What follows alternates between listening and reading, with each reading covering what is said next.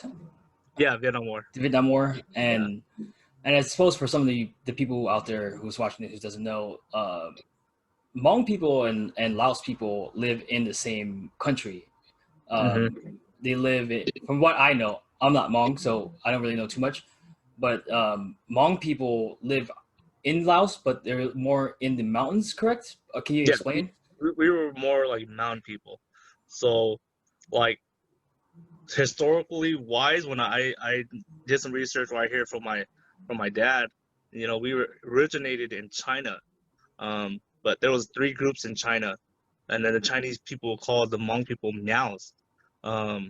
But so we used to rule China by, well, that's what they said, we used to rule China, but they fought, and then it was actually the Hungs who actually took over the Maos, the Hmong people, and kicked us out. So we had to move down, run away, and hide from the Mao people, from the Hung people, because they were just massacring us. They said we don't want none of them. And then Hmong people back then used to be, blonde and blue eyes. I have cousins that have brown and blue eyes, like really light hair, and that's what they were talking about. So after that, then we resorted to going down to Thailand and to Laos, and that's where we refuged. Yeah. So the Hmong people, or Hmong, it's called free people in Hmong. So that's what it meant. Yeah. Oh, so the name Hmong means free people in your language? Yeah, it means free people, I guess. Yeah. Wow, So I didn't know that, man. That's crazy. Yeah, that's what Hmong means. But all the Chinese know us as Maos, so they hated us. And then the ruler back then that ran the Mao people, his name was let's see Ziya. It means I forgot how they said it, but that's what they called it among Ziya. It means like great father or great grandpa. And he ran it, but when the Hungs, they fought the Mao people, they defeated them, and they cut him into 3 pieces and buried his body into China. And even to this day now, there's still statues in China about his body. Like, they had to split him in 3 pieces. Oh man.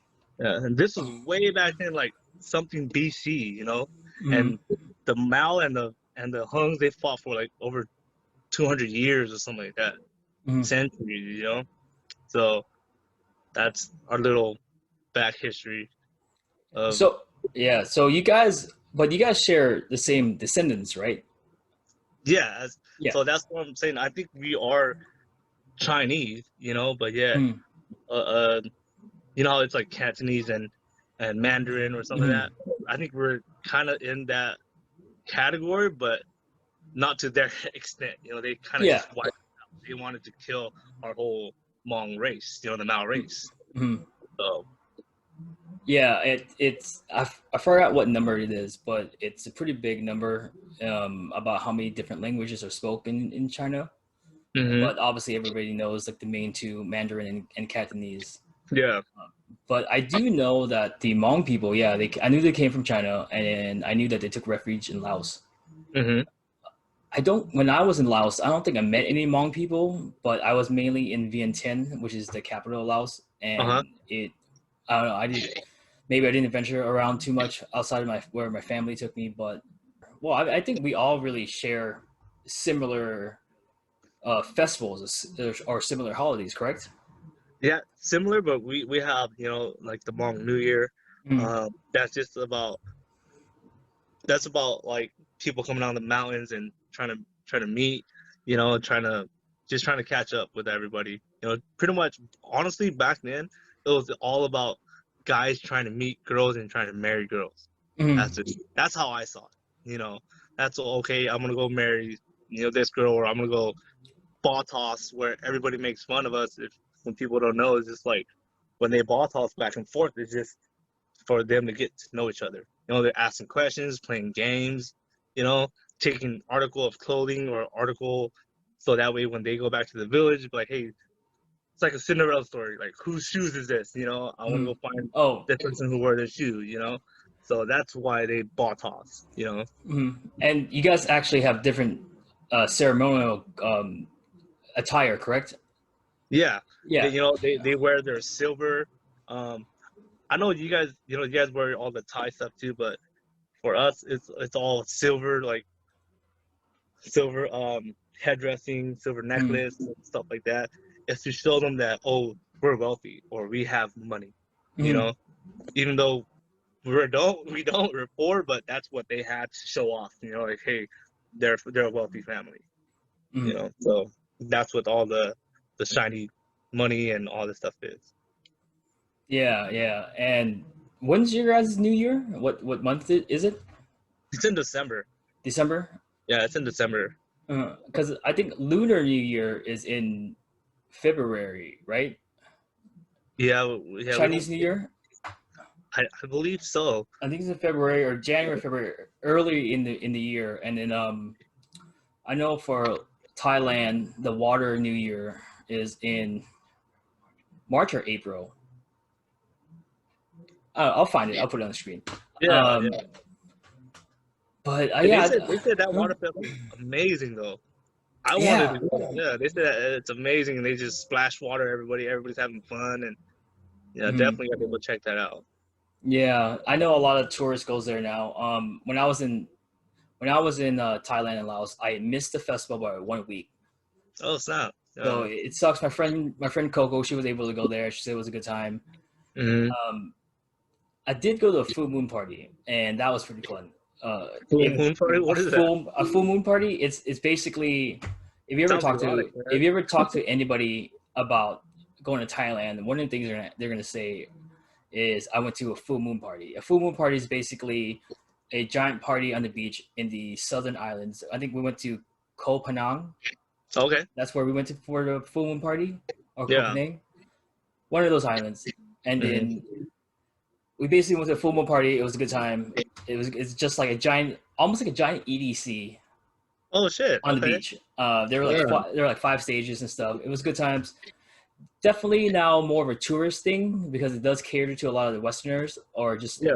people who don't live in Thailand, and it's a good market. It makes that town a lot of money during that time. There's a lot of vendors out there, so it's a good thing, man. It's a good time. Yeah. You know, do you have any plans to actually go back to Laos and check out some of the villages or something? Honestly, not to Laos. You know, like I've been hearing a lot of stories and saying that they don't like Hmong Americans. You know, and Mm, I one of my uncles, for instance, he got poisoned. mm, When he went back there because, just say you go visit your relatives back there and you give everybody else money, but just say you miss one person, he sees that he doesn't like me or something, and they poisoned him. So that's the reason why I don't want to go. It's fear. yeah. But I do want to go. But like I told you, like we want to go to Phuket. Mm, Just kind of touristy place and kind of go check that out because it's a whole different environment out there. And that's what I want to see. mm. Yeah, you know, I'm not gonna lie. There were times when I was in Thailand and Laos. Hmm. I kind of just went off and said I was either American or Chinese or Japanese. Like when I was clean shaven, people thought I was Chinese. When I had a Yeah. beard coming in, the people thought I was Japanese Yeah. because I don't look like I'm from Thailand or Laos. Hmm. And I just think it was easier that way because if they find out that I am a little quarter Thai and mainly Laotian, they're gonna start talking to me, and I'm not fluent. Yeah. In Laos, I could get by really well. In Thailand, I could barely get by. I could scrape by. Yeah. But once they hear me speak and they hear the level or the volume or the tone in my voice, and it just sounds American.